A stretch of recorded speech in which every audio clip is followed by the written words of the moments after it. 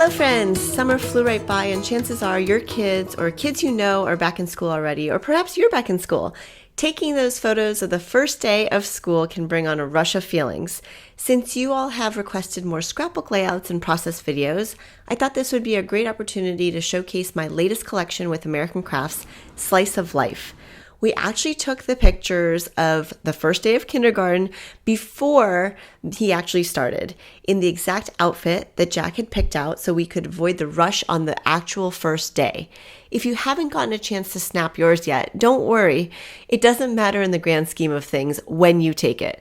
Go ahead, take the photos, print them out, and document the occasion in a scrapbook page or your planner or whatever form you'd like. I decided to go with a 12 by 12 scrapbook layout since we printed out this free download that I thought was cute and had him fill in the items. He got a little silly while writing these down, so we actually just printed out 3 of them, and in hindsight, I probably would have had him write them in pencil so that we could erase. But he really likes to use markers just like his mama. His old preschool used to do these types of questionnaires, and the teachers would write the answers down, and I completely treasure those memories and fun milestones.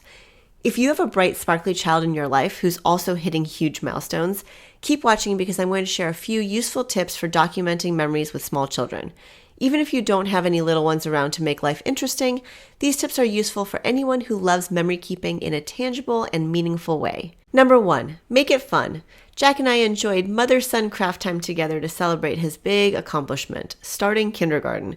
I used this letterboard to write out the date and the occasion, which made it feel super special for both of us. After our mini photo shoot, we had a small snack, and I even let him sit up on the Dreambox table.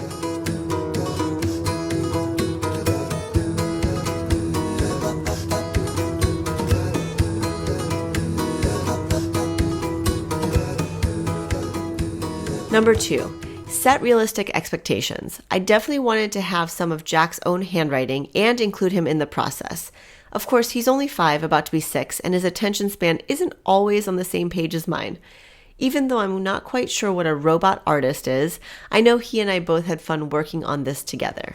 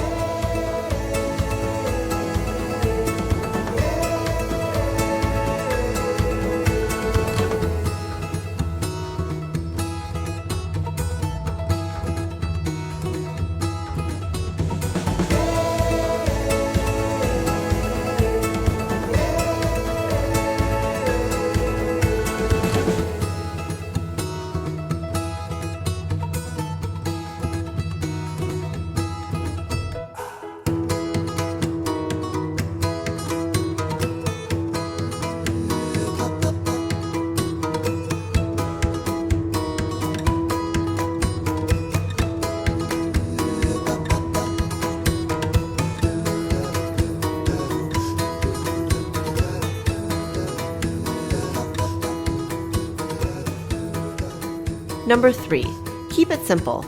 You don't have to reinvent the wheel every time you start a new scrapbook spread or memory keeping page. Use the supplies you have on hand and love. Trust me, for example, I found this cute worksheet online, which is linked below. Even though I might have been tempted to create my own, I realized the most important thing was quality time with him and to enjoy the process. The results are super cute, and I definitely saved myself some time and energy.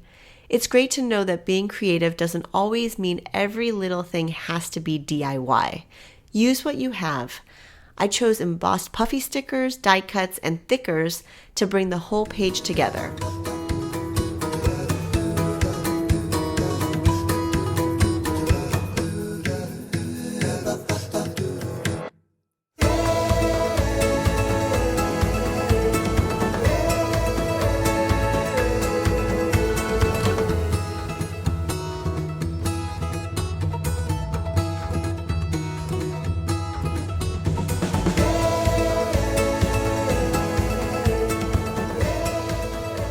How are you going to create your pages? Use the colors that you have in your photos to inspire bright, fun layouts and memories of your school beginnings. I hope you feel inspired to document your own back-to-school experiences this year. Be sure to let me know which tips you liked best, or share a few of the ones you like to use in your own crafty memory-keeping times. As always, don't forget to like and subscribe if you enjoyed this video. Hope you feel inspired to keep those creative juices flowing.